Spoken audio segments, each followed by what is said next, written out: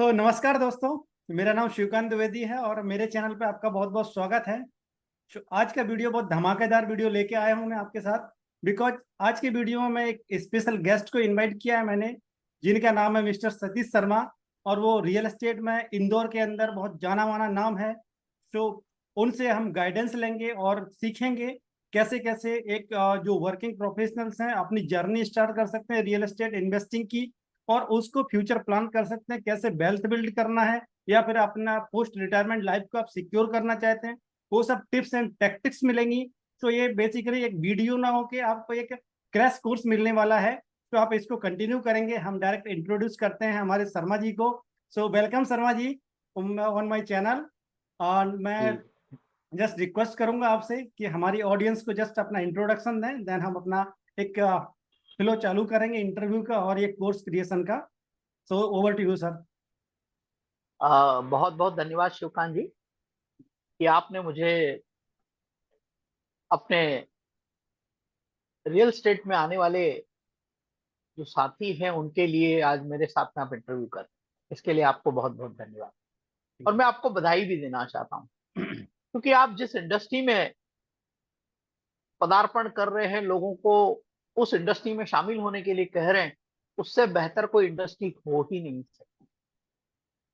तो मैं अपना परिचय देना चाहूंगा। मैं इंदौर शहर से बिलोंग करता हूं और उम्र के 60 वर्ष पूरे कर चुका हूं। और 60 वर्षों की इस यात्रा के अंदर लगभग 35 साल की यात्रा व्यावसायिक दृष्टिकोण से रही है, जिसमें करीब करीब 25 साल का अनुभव रियल एस्टेट के क्षेत्र में, साथ ही सामाजिक क्षेत्र में, व्यापारिक क्षेत्र में, राजनीतिक क्षेत्र में, शिक्षा के क्षेत्र में और पर्यावरण के क्षेत्र में मैं लगातार कार्य करता रहा हूं। और इन सब का जो मुझे मनोबल मिलता है, मुझे साहस मिलता है, वो मेरे साथ जुड़े हुए टीम के लोग हैं और साथ में जिनसे मुझे अक्सर प्रोत्साहन मिलता है, उनके ही कारण से मैं आज यहाँ तक पहुंच पाया हूँ। मैं आप सभी का बहुत बहुत अभिनंदन करना चाहता हूँ कि आप हमारे साथ इस चर्चा के दौरान जुड़े। धन्यवाद। Thank you sir for such great introduction. Inspiring journey है आपकी। सो डेफिनेटली मैं जस्ट एक क्वेश्चन से स्टार्ट करूंगा कि रियल एस्टेट जो है इतना अट्रैक्टिव है क्यों माना जाता है वेल्थ बिल्डिंग के लिए, जो कि बहुत सारे लोग अट्रैक्ट होते हैं, बट कुछ लोग होते हैं जो इसको समझ नहीं पाते इसके पोटेंशियल को। उन उसके बारे में आप क्या कहना चाहेंगे? कहते हैं ना, असली सोना, सब लोग असली सोना चाहते हैं, और जो धरती माँ है ना, उससे बेहतर कुछ हो ही नहीं सकता। वाह। आज कोई भी व्यक्ति रियल एस्टेट के अंदर आता है तो निश्चित रूप से उसे एक जमीन का टुकड़ा मिलता है, एक धरती का टुकड़ा मिलता है। जो भी इन्वेस्टमेंट वो करता है उसको फिजिकली प्राप्त होता है। और कोई भी चीज आपके कंट्रोल में रहे, फिजिकली रहे, उससे बेहतर कोई बात हो ही नहीं सकती। अब बताइए कि क्या आप जमीन को बढ़ा सकते हैं? क्या उसके क्षेत्रफल को आप बड़ा कर सकते हैं? नहीं। आप जमीन के क्षेत्रफल को बड़ा नहीं कर सकते। तो इसकी एक निश्चित मात्रा है, जिसके कारण से आप समझ सकते हैं कि जिस चीज की कमी होने वाली है, जिसके लिए ज्यादा ग्राहक होंगे, उसकी कीमतें समय समय बढ़ती चली जाएगी। और क्या हर परिवार को रहने के लिए एक घर नहीं चाहिए? अगर उसे घर चाहिए तो व्यवसाय करने के लिए भी उसे जगह चाहिए। तो ये व्यावसायिक प्रतिष्ठान और रहने के लिए जो घर है वो कहाँ पर होंगे? तो निश्चित रूप से उस जमीन पर ही बनेंगे। तो जमीन के व्यापार से अगर आप जुड़ते हैं तो निश्चित रूप से आप बहुत अधिक वेल्थ क्रिएट करने में कामयाब हैं।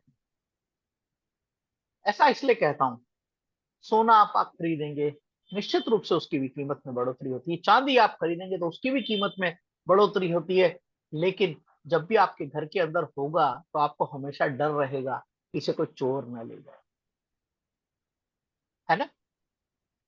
और अगर आपने गोल्ड में, सिल्वर में इन्वेस्टमेंट नहीं किया है और आपने किसी शेयर में इन्वेस्टमेंट किया है, तो क्या सारे शेयर ग्रोथ देते हैं?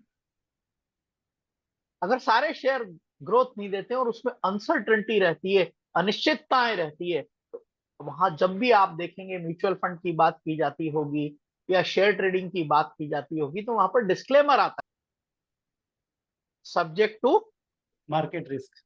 Market risk. लेकिन रियल एस्टेट के क्षेत्र में इस तरह की कोई बात नहीं, there is no risk, but risk is there. क्यों? क्योंकि समझने की जरूरत है रियल एस्टेट को कैसे करना है, कब करना है, कितना करना है, कैसे करना है। उन सारी चीजों के बारे में हम अभी थोड़ी देर में आपके साथ चर्चा करेंगे। हाँ, सो फ्यूचर पोटेंशियल क्या देखते हैं आप रियल एस्टेट के अंदर? ये ग्रोइंग इंडस्ट्री है और ये हमारे जीडीपी में 7% का कंट्रीब्यूशन करती है रियल एस्टेट की इंडस्ट्री। तो आप समझ सकते हैं कि ये एक ऐसी क्लास है जिससे आदमी का वेल्थ क्रिएशन हो सकता है और ये दिन पर दिन इसकी प्रगति होती चली है। सो हम बात कर रहे हैं स्पेसिफिकली वर्किंग प्रोफेशनल्स की। तो जस्ट मैं गाइडेंस चाहूंगा, क्योंकि मैं भी एक प्रोफेशनल हूँ। कैसे लोग स्टार्ट कर सकते हैं और एक प्लान कर सकते हैं फ्यूचर वेल्थ क्रिएशन के लिए और रिटायरमेंट प्लानिंग के लिए, या फिर एक side income, passive income source generation के तरह रियल एस्टेट में कैसे प्लान कर सकते हो, कैसे स्टार्ट कर सकते हैं? रियल एस्टेट में सबसे पहली बात है कि समझने की आवश्यकता है। और आज के समय में तो बहुत आसान हो गया है। पुराने समय में जब रेरा नहीं था, रियल एस्टेट रेगुलेटरी एक्ट नहीं था, तब तक बहुत दिक्कतें थी यस। कि आप जो प्रॉपर्टी खरीद रहे हैं वो सही है गलत है, उसकी इंफॉर्मेशन आपके पास नहीं रहती। और ऐसा कोई डिपार्टमेंट भी नहीं था जो आपको ये बताता था कि प्रॉपर्टी सही है या नहीं। लेकिन वर्तमान में रेना रेरा आने से आप इस बात को समझ सकते हैं बहुत बेहतर तरीके से। यानी प्रॉपर्टी नीट एंड क्लीन है, इस बात की प्रमाणिकता तब सिद्ध हो जाती है जिसे रेरा का लाइसेंस मिल जाता है।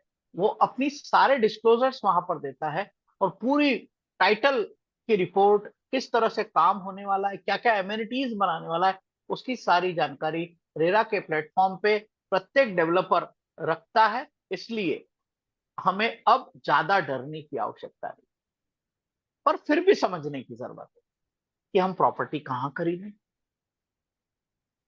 क्या हम फ्लैट खरीदें, क्या हम विला खरीदें, या हम प्लॉट खरीदें। अगर आपको रहने की आवश्यकता है तो आपको सबसे पहले अपने बजट के हिसाब से आपको देखना पड़ेगा आप क्या खरीदना चाहते हैं। उसके दो ऑप्शन हैं। जितना पैसा आपके पास है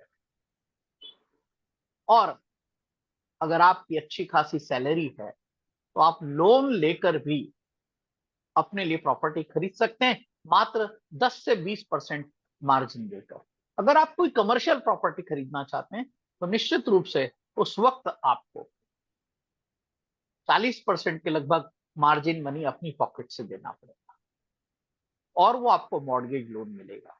लेकिन जब आप हाउसिंग लोन लेंगे, अगर आप प्लॉट खरीदना चाहते हैं या आप फ्लैट खरीदना चाहते हैं या आप मकान खरीदना चाहते हैं, तो आपको हाउसिंग लोन मिलेगा, कम रेट ऑफ इंटरेस्ट पे मिलेगा। साथ साथ गवर्नमेंट भी कुछ सब्सिडी देती है इसमें जब आप कोई पहली प्रॉपर्टी खरीदते हैं। साथ ही एक बात और है, आपको अगर आप इनकम टैक्स पेई हैं तो आपको रिबेट भी मिलती है। उसकी एक ही शर्त है कि आप इनकम टैक्स पेई होना चाहिए। आपकी जो सैलरी है, अगर आप सरकारी डिपार्टमेंट में काम करते हैं तो आपका लोन बहुत आसानी से मिल जाएगा। आप किसी अच्छी प्राइवेट कंपनी में जॉब करते हैं तो भी आपको बेहतर लोन मिल जाएगा और तुरंत लोन मिल जाएगा। तो आपके पास अगर छोटी पूंजी हो जो आपने सेविंग के माध्यम से क्रिएट की है, तो आप इस तरह से, अगर आपके पास खुद का घर है तो आप फ्लैट में किसी प्रकार का कोई इन्वेस्टमेंट ना करें। लेकिन आप प्लॉट्स में इन्वेस्टमेंट करेंगे तो आप निश्चित रूप से ये मान के चलिए कि अगले 5 साल के अंदर, अगर आपका जो इन्वेस्टमेंट का थॉट है या प्लानिंग है कि 5 साल तक मैं इस प्रॉपर्टी को होल्ड में रखूंगा, तो मान के चलिए कि कम से कम एप्रिसिएशन 20% एनुअली आपको मिलेगा। यानी आपने जो प्रॉपर्टी परचेस की है उसमें 100% का इजाफा हो जाएगा जिस भाव में आपने खरीदी है 5 साल के सिनेरियो पर। केवल एक ही फैक्टर काम नहीं करता, इसमें लोकेशन बहुत इंपॉर्टेंट है। आपने किस जगह पर प्रॉपर्टी खरीदी है, वो सब बहुत महत्वपूर्ण है। इन सब बातों को बहुत बारीकी से देखने की आवश्यकता है, और इसे देखने के लिए, दिखाने के लिए आज की तारीख में बहुत सारे प्रोफेशनल्स काम करते हैं।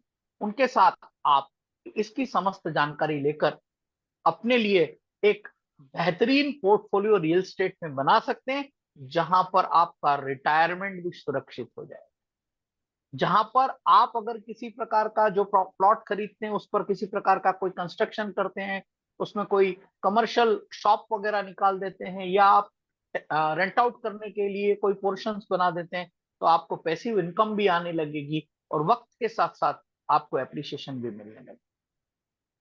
सर नेक्स्ट क्वेश्चन मैं करता हूँ, कैसे स्टार्ट करना है? बिकॉज नया इन्वेस्टर होता है, उसके पास कई बार पैसा नहीं होता है, या नॉलेज नहीं होती है, या फिर वो कहाँ इन्वेस्टमेंट करें, वो सब चीजें होती हैं। तो जस्ट एक स्टार्टिंग स्टेप्स या फिर कुछ simple steps for starting purpose अगर बता पाएं सर, तो बहुत अच्छा रहेगा। क्योंकि कुछ लोग ऐसे होते हैं जिन्होंने अभी जॉब स्टार्ट की है, बट वो चाहते हैं कि कुछ पोर्टफोलियो अपने रियल एस्टेट में इन्वेस्टमेंट करें, बट उनके पास उतनी ज़्यादा नॉलेज नहीं होती है। दूसरा क्या होता है कि अगर रिकमेंडेशन भी लोग लेते हैं तो किससे लेते हैं? जिसने कभी रियल एस्टेट में इन्वेस्टमेंट नहीं किया। जैसे मेरे कोई रिलेटिव से मैंने ले लिया, या किसी अंकल से, मैंने पड़ोसी से, किसी से पूछ के उन्होंने बोल दिया इस एरिया में घर खरीद लीजिए, प्लॉट खरीद लिए जहाँ डेवलपमेंट बहुत ज़्यादा हो सकता है। उनका प्रिडिक्शन है, बट वो प्रोफेशनल्स नहीं है, उनको उतनी ज़्यादा नॉलेज नहीं है। हो सकता है कुछ लोगों ने अपने एक घर के अलावा कहीं इन्वेस्टमेंट नहीं किया हो। तो उनके गाइडेंस की जगह कैसे लोगों को समझना चाहिए और सीख सकते हैं और स्टार्ट कर सकते हैं इन्वेस्टमेंट जर्नी, ताकि ज़्यादा से ज़्यादा प्रॉफिट अर्न कर पाए over the period of time. देखिए, सबसे पहली जो जो बात है, आज की तारीख में अगर रियल एस्टेट कोई प्रोफेशनल काम भी कर रहा है, तो उसे भी रेरा का लाइसेंस लेना पड़ता है। तो आप रेरा लाइसेंस प्राप्त किसी भी रियल्टर के साथ में, किसी भी ब्रोकर के साथ में, आप जो भी प्रॉपर्टी आप खरीदना चाहते हैं, जो भी बजट अगर आपका है, उस बजट के अनुरूप वो आपको प्रॉपर्टी दिखाएगा। पहली चीज है कि आप प्रॉपर्टी उसी शहर में खरीदें जहां आप रहते हैं। सबसे पहली बात, आप प्रॉपर्टी उसी शहर में खरीदें जिस शहर में आप रहते हैं, जब आप शुरुआत कर रहे हैं। तो आपको पता ही होगा कि जिस भी क्षेत्र में आप रहते हैं उसमें अलग अलग दिशाओं में प्रोजेक्ट्स की अलग अलग प्रोजेक्ट्स अवेलेबल होते हैं, और उनकी लोकेशंस के अनुरूप उनमें रेट्स होते हैं। और जो नए प्रोजेक्ट आ रहे हैं मार्केट के अंदर, उसमें आपको डेफर्ड पेमेंट मिलता है, यानी आप किस्तों में भी पेमेंट कर सकते हैं जैसे जैसे डेवलपमेंट होता है उसके साथ साथ। तो आपको दो तीन चीजें डिसाइड करना है कि आपके पास कितना कॉर्पस खुद का है, या आप अपने स्वयं की व्यवस्थाओं से कितना रुपया उस प्रॉपर्टी को खरीदने में खर्च कर सकते हैं। मान लीजिए उदाहरण के तौर पर आज की तारीख में 2,000 रुपए स्क्वायर फीट से कम कहीं भी रियल स्टेट में आप कोई लीगल प्रॉपर्टी खरीदना चाहते हैं तो आपको नहीं मिलेगी। तो 2,000 रुपए का अगर आपने कोई बजट प्लान किया, और 1,000 फुट का अगर आप प्लॉट, 2,000 रुपए स्क्वायर फीट का अगर आपने कोई प्रॉपर्टी देखना चाहते हैं, तो आपको 20 लाख रुपए की वो प्रॉपर्टी पड़ेगी। साथ में आपको रजिस्ट्रेशन के लिए भी पैसा देना पड़ेगा। लगभग अलग अलग स्टेट में 5 से लेकर 10% तक का स्टैंप ड्यूटी रजिस्ट्रेशन फीस लगती है, उसका भी हमको मानस तैयार करके रखना पड़ेगा। यानी 2 से 2.5 लाख रुपए आपके उस खाते पर भी खर्च होंगे। अगर 5% है तो 1 लाख, अगर 10% है तो 2 लाख के आसपास उसमें भी आपका खर्चा होगा। आपको मैंने जैसा बताया कि अगर आप रेसिडेंशियल प्रॉपर्टी खरीदते हैं, तो आपको मार्जिन जो है लगभग 20% के आसपास अगर आपके पास है, तो आपको किसी भी तरह का लोन मिलने में कोई दिक्कत नहीं है। अगर आपको 20 लाख की प्रॉपर्टी खरीदना है तो 4 लाख रुपए तो आपको प्रॉपर्टी में देना पड़ेंगे, और बैलेंस पैसा जो है आपको रियल एस्टेट में जो रजिस्ट्रेशन करना रहता है उसके लिए। तो आपके पास लगभग 6 लाख रुपए की पूंजी अगर होगी, तो आप 20 लाख रुपए की प्रॉपर्टी परचेस कर पाएंगे। बैलेंस पैसा जो है वो आपको बैंक के माध्यम से लोन के रूप में मिल सकता है, मिनिमम ब्याज पर। लेकिन आपको ये देखना पड़ेगा कि आपकी इनकम कितनी है। जब आप उस तरह से उसको देखते हैं और आपको एक पूरा तय हो जाता है कि आपने मान लीजिए कि 16 लाख रुपए का लोन लिया है, तो लगभग 1 लाख पर 1,000 रुपए की ईएमआई आती है। इन्हें 16,000 रुपए प्रति माह आपको लोन के रूप में, किस्त के रूप में चुकाना पड़ेगा। तो आप उसमें अपना फ्रेमवर्क तैयार कर सकते हैं और अपने लिए प्रॉपर्टी का चयन कर सकते हैं। प्रॉपर्टी के बिजनेस में प्रॉपर्टी का अगर आपको एक्विजिशन करना है तो सबसे ज्यादा महत्वपूर्ण होती है लोकेशन। तो आपको ये देखने की आवश्यकता है कि जहां पर स्कूल हो, कॉलेज हो, आवागमन का साधन हो, पब्लिक ट्रांसपोर्ट अवेलेबल हो। यदि आपके यहाँ पर एयरपोर्ट है तो एयरपोर्ट से कितनी दूरी है, रेलवे स्टेशन है तो रेलवे स्टेशन से कितनी दूरी है, इन सब बातों को समझते हुए आप अपनी आवश्यकता को समझते हुए निर्णय लेना चाहिए। आज की तारीख में रियल एस्टेट के अंदर जो कॉलोनियां डेवलप होती है वो क्लोज कैंपस के रूप में डेवलप होती है। उसमें विभिन्न फैसिलिटीज आपको दी जाती है, जैसे क्लब हाउस उसमें होता है, बड़े बड़े गार्डन्स होते हैं और बहुत सारी एमिनिटीज के लिए अलग जगह छोड़ी हुई होती है। तो जितनी बेहतर टाउनशिप होगी, जिसका डेवलपमेंट बेहतर होगा और उसकी लोकेशन प्राइम होगी, तो आने वाले वक्त में आपको वो प्रॉपर्टी बहुत अच्छा एप्रिसिएशन देगी, आपको बहुत ज्यादा फायदा देगी। तो आपके पास जो भी आप जिस भी कीमत की प्रॉपर्टी खरीदना चाहते हैं, तो लगभग उसका 20% अमाउंट आपके पास होना चाहिए। शेष आपकी एलिजिबिलिटी होना चाहिए जिससे आपको बैंक से लोन मिल जाए। और तीसरी, जो रियल्टर्स उस क्षेत्र में काम करते हैं उन एक्सपर्ट्स रियल्टर से आप 2 3 4 प्रॉपर्टी देखकर फाइनली समझकर अपने परिवार को बताकर उस प्रॉपर्टी को लेने का आप निर्णय कर सकते हैं। भविष्य के लिए आपके लिए एक बहुत अच्छा कॉर्पस इकट्ठा हो जाएगा। आपके लिए उतना पैसा मिलेगा कि आपका रिटायरमेंट भी सुरक्षित हो सकता वेरी गुड सर। सो लोगों के पास एक फाइनेंशियल चैलेंजेस भी होते हैं कई बार, जैसा कि आपने ऑलरेडी कवर कर लिया है वैसे तो। बट फाइनेंशियल चैलेंजेस ऐसे होते हैं कि मेरे पास अभी डाउन पेमेंट देने के लिए भी पैसे नहीं है। तो उसके लिए कुछ और ऑप्शंस होते हैं। डेफिनेटली लेवरेजिंग बेनिफिट आपने कवर किया कि हम थोड़ा सा अमाउंट अपना लेके बाकी फाइनेंसिंग ऑप्शंस को यूज करके बेनिफिट कर सकते हैं। बट कुछ लोगों के पास इतना भी पैसा नहीं होता है कि वो रियल एस्टेट में इन्वेस्टमेंट करने के लिए डाउन पेमेंट दे पाए, या फिर उनका सिविल स्कोर इतना कम होता है कि उनको बैंक से लोन नहीं मिल पाता। तो ऐसे लोगों के लिए क्या सजेशन और गाइडेंस है सर? देखिए, कोशिश ये करना चाहिए, अगर आपके पास पूंजी बहुत छोटी हो और आपके 2 4 5 दोस्त इसी तरह के हों जिनके पास पूंजी की कमी हो, आप सब मिलकर कोलैबोरेट कर कर भी एक प्रॉपर्टी खरीद सकते हैं। और उसमें सब लोग अपना नाम भी लिखा सकते हैं अगर आप खुद के ओन्ड पैसों से खरीदते हैं। अगर आप लोन लेंगे, फाइनेंस कराने जाएंगे, तो सब लोगों का जॉइंट प्रॉपर्टी पे वो लोन नहीं मिलेगा, क्योंकि ब्लड रिलेशन की आज की तारीख में बात की जाती है। आप जो प्राइवेट फंडर्स हैं उनसे भी आप लोन ले सकते हैं, आप अपने रिश्तेदारों से भी आप टेम्पररी जो भी आप पैसा लेना चाहते हैं वो ले सकते हैं। लेकिन कोशिश करें कि प्राइवेट लोन न लें।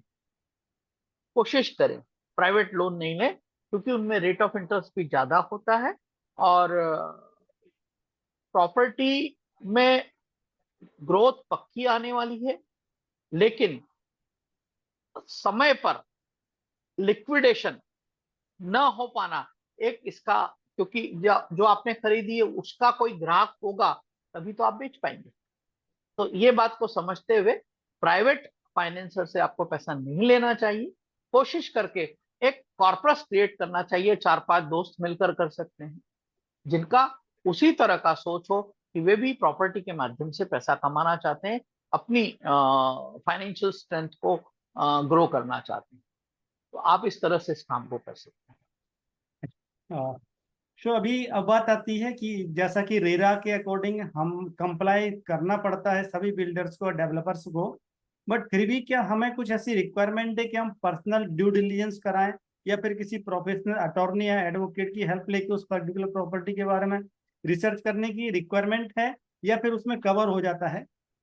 रेरा के केस में जहां रेरा रजिस्ट्रेशन होता है उसमें ये सारी सर्च वगैरह सारी चीजें हो चुकी होती है।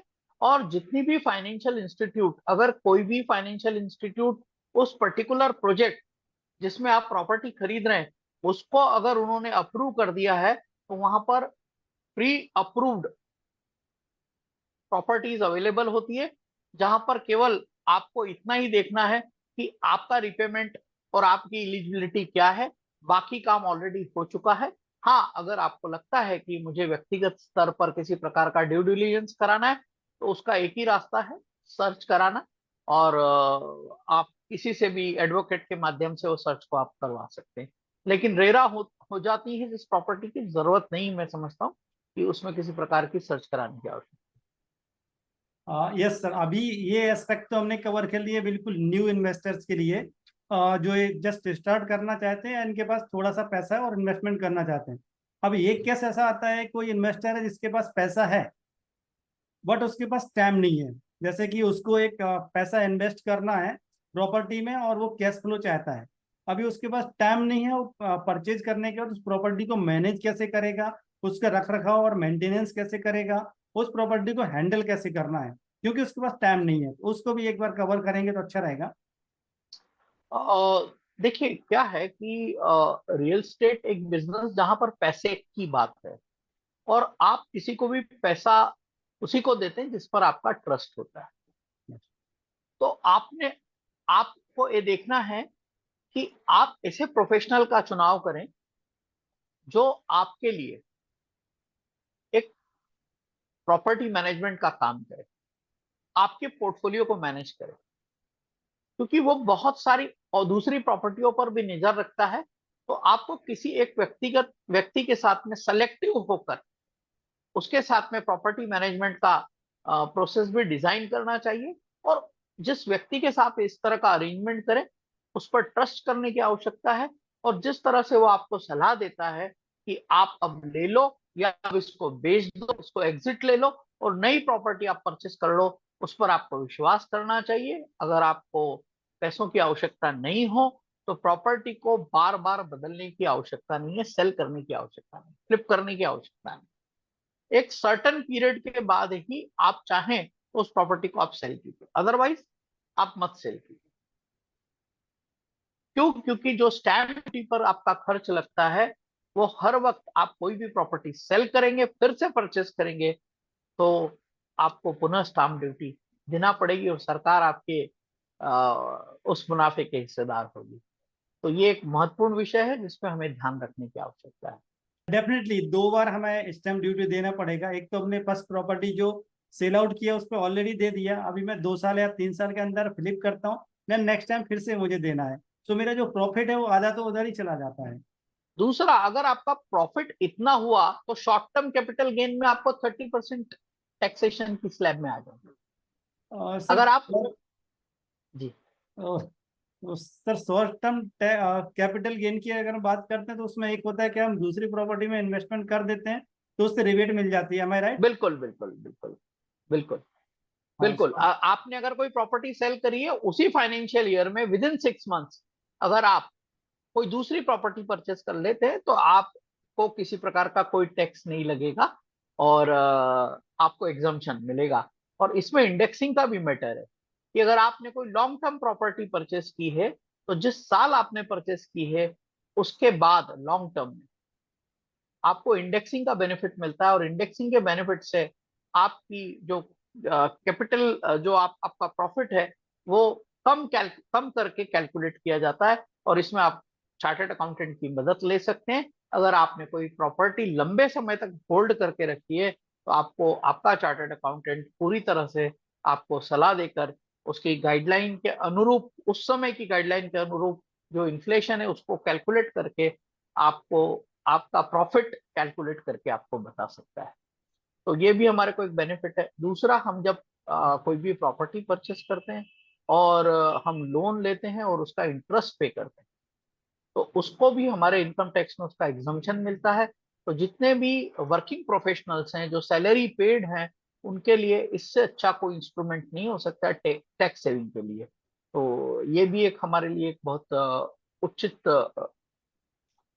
है कि हम रियल एस्टेट में इन्वेस्टमेंट करें। ये जहां तक मैंने समझा कि रियल एस्टेट में इन्वेस्टमेंट करने के बाद अगर मैं प्रॉपर्टी को with in 5 year sell out करता हूँ और फिर से एक नई प्रॉपर्टी खरीदता हूँ तो मुझे जो short term capital gain tax है उससे बच जाता हूँ, और जो मुझे इनकम टैक्स में बेनिफिट मिलने वाला है under section 80C and section 24, जो कि टोटल मिला के 3.5 लाख कैपिटल हो जाता है, जो कि नॉन टैक्सेबल इनकम में आ जाता है। वो सब बेनिफिट हम ले सकते हैं। अगर दूसरी जगह हम अगर इन्वेस्टमेंट करते हैं लाइक म्यूचुअल फंड्स में और या फिर FD और बॉन्ड्स में, तो एक बार तो हमें जो मिल गया टैक्स बेनिफिट 10% का, बट उसके बाद जब हम सेल आउट करते हैं या फिर उसका प्रॉफिट बुक करते हैं, तो उस प्रॉफिट पे मुझे टैक्स देना पड़ता है। उस पर्टिकुलर टाइम में मेरा टैक्स स्लैब होगा उसके अकॉर्डिंग। तो डेफिनेटली बिल्कुल। रियल एस्टेट मतलब बेस्ट इन्वेस्टमेंट हो गया कि अगर हमें टैक्स सेविंग के पर्पज से भी करना है तब भी। यस यस यस यस, बिल्कुल बिल्कुल। सो थैंक यू सर, इतना बढ़िया गाइडेंस देने के लिए और सब कुछ डिटेल में शेयर करने के लिए लोगों का। मतलब वर्किंग प्रोफेशनल अगर रियल एस्टेट में इन्वेस्टमेंट करेंगे, डेफिनेटली रिटायरमेंट लाइफ के लिए तो मैं एश्योरेंस दे सकता हूँ, जैसा आपने गाइडेंस दिया कि वो स्ट्रेस फ्री रिटायरमेंट जिसको बोलते हैं वो रह सकते हैं, आराम से एंजॉय कर सकते हैं। तो बिल्कुल बिल्कुल। उसके लिए थैंक यू सर आपको। और जस्ट एक हम प्लान कर रहे थे सर के साथ में एक कोर्स लॉन्च करने का, जो कि रियल एस्टेट के बारे में रहेगा टोटल, कि आप real estate investing journey step by step process follow करके कैसे कर सकते हैं। उसके साथ में हम लोग आपको हैंड होल्डिंग देंगे, सपोर्ट देंगे कि आपको प्रॉपर्टी कहाँ इन्वेस्टमेंट करना है और किस टाइप की प्रॉपर्टीज में इन्वेस्टमेंट करना। उसके साथ में अगर आप एज ए ब्रोकर और चैनल पार्टनर अपने आप को इंट्रोड्यूस करना चाहते हैं, वो भी हम प्लान उसमें सपोर्ट करेंगे आपको। और उसमें डॉक्यूमेंटेशन जो प्रोसेस रहेगा उसमें भी सपोर्ट करेंगे। सो अगर उस टाइप के कोर्सेज के लिए कोई भी इंटरेस्टेड है, देन मैं उसको लिंक में डिस्क्रिप्शन में एक फॉर्म दे दूंगा। उस फॉर्म को फिलअप करके आप सब्सक्राइब कर सकते हैं, ताकि हमारे पास नोटिफिकेशन आ जाएगा। ओवर टू यू सर, थोड़ा सा एक्सप्लेन करेंगे हम क्या क्या कवर करने वाले हैं। निश्चित रूप से ये भी एक विधा है, रियल स्टेट में काम करना भी एक विधा है। तो रियल स्टेट के सारे पैमानों को, सारे आयामों को समझने के लिए हमें इसकी बेसिक शिक्षा लेने की आवश्यकता है, इसकी लर्निंग्स लेने की आवश्यकता है, जिससे हम रियल एस्टेट के क्षेत्र में अपने आप को स्थापित कर सकते हैं। रियल एस्टेट में 3 तरह से आप अपने आप को स्थापित कर सकते हैं। पहला, खुद आप इन्वेस्टर बनकर। दूसरा, आप रियल एस्टेट में रेफर करके, यानी आप अपने दोस्त, अपने मित्र, अपने परिचितों को, अगर आप कोई प्रॉपर्टी खरीदना चाहते हैं, तो आप जिस भी रियल एस्टेट प्रोफेशनल से आप जुड़े हुए हैं, जो प्रॉपर्टी के व्यवसाय में काम कर रहा है, उसको आप किसी प्रकार का कोई रेफरेंस फॉरवर्ड करते हैं, तो आप उससे भी पैसा कमा सकते हैं। वो कैसे कमाएंगे, कितना पैसा कमा सकते हैं, उसकी पूरी जानकारी उस कोर्स के माध्यम से आपको दी जाएगी। उसको करने का तरीका क्या होगा, वो भी आपको समझाया जाएगा। दूसरा, पहला हो गया इन्वेस्टमेंट, दूसरा हो गया रेफरेंस, और तीसरा हो गया एक्टिव वर्किंग। एक्टिव वर्किंग में भी आप 2 तरह से कर सकते हैं, या तो आप पार्ट टाइम करें या फुल टाइम करें। अगर आप पार्ट टाइम भी अगर रियल एस्टेट के अंदर काम करते हैं, तो निश्चित रूप से अच्छा पैसा कमाया जा सकता है।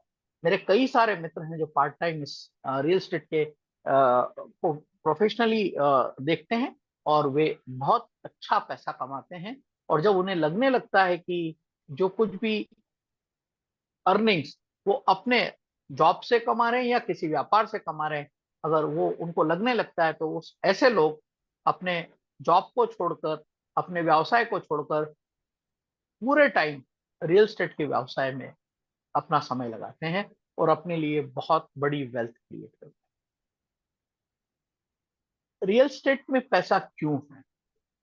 रियल एस्टेट में इसलिए पैसा है कि जो भी व्यक्ति किसी भी क्षेत्र में कार्य करे, किसी भी क्षेत्र में कार्य करे, चाहे वो व्यापारी हो, चाहे वो कर्मचारी हो, चाहे वो इंडस्ट्री चलाने वाला हो, या अन्य किसी प्रकार का कोई भी काम करता हो, चाहे वो राजनेता हो, चाहे वो ब्यूरोक्रेट हो, किसी भी तरह का व्यक्ति जब भी कोई पैसा कमाता है, तो वो पैसा रियल एस्टेट में ही लगाता है।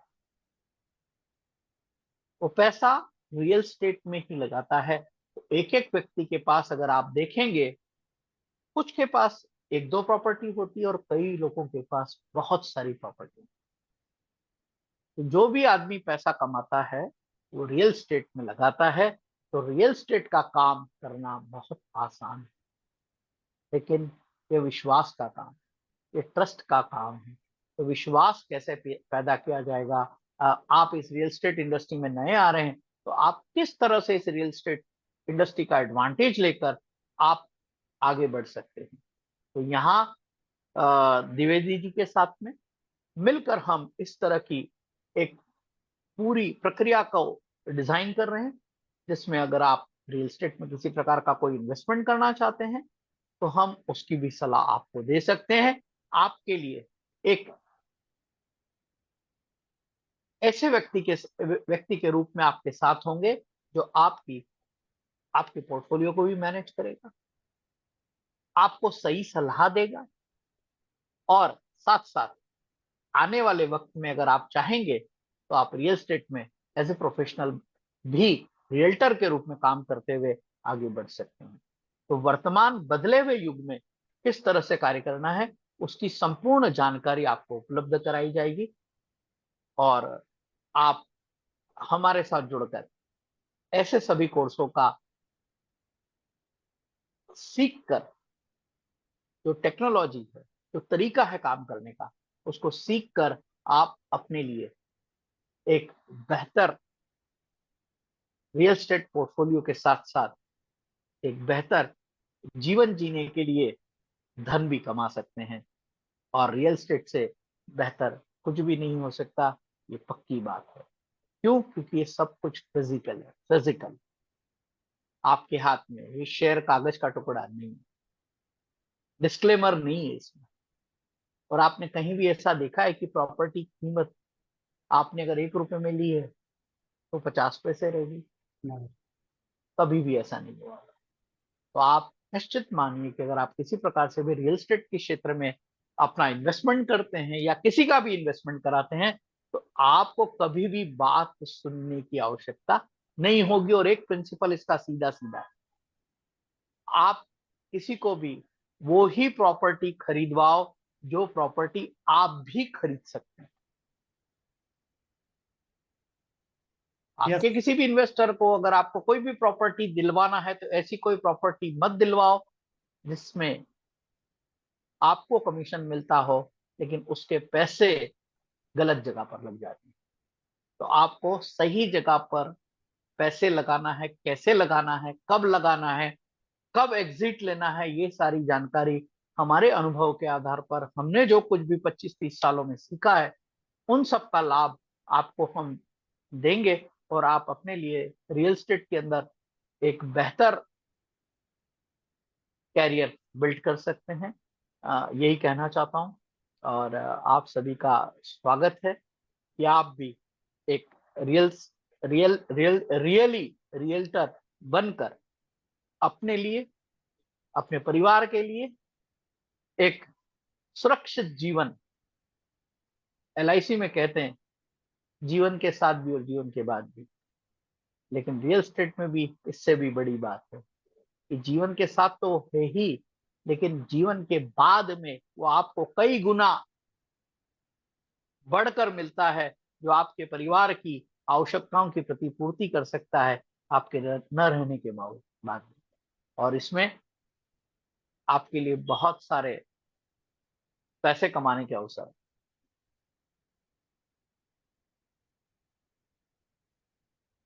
Great sir, great. So thank you friends आपका वीडियो देखने के लिए। और अगर आपको वीडियो पावरफुल लगा हो तो इस वीडियो को वायरल कर दीजिए, मैक्सिमम लोगों के साथ शेयर कीजिए, लाइक कीजिए, कमेंट कीजिए। और अगर नेक्स्ट टाइम आप कुछ और आपके डाउट्स हैं, क्वेश्चंस हैं, तो आप कमेंट बॉक्स में लिखिए। नेक्स्ट टाइम हम फिर से शर्मा जी के साथ में कुछ और नया वीडियो, नया कुछ लेके आएंगे। या कुछ और टिप्स चाहते हैं तो हमारे शर्मा जी हमारे साथ हमेशा रहेंगे, और हम ऐसे ही आपको कुछ नई नई चीजें देते रहेंगे और आपको आपकी इन्वेस्टिंग जर्नी में हेल्प करते रहेंगे। Thank you. Thank you very much. Thank you.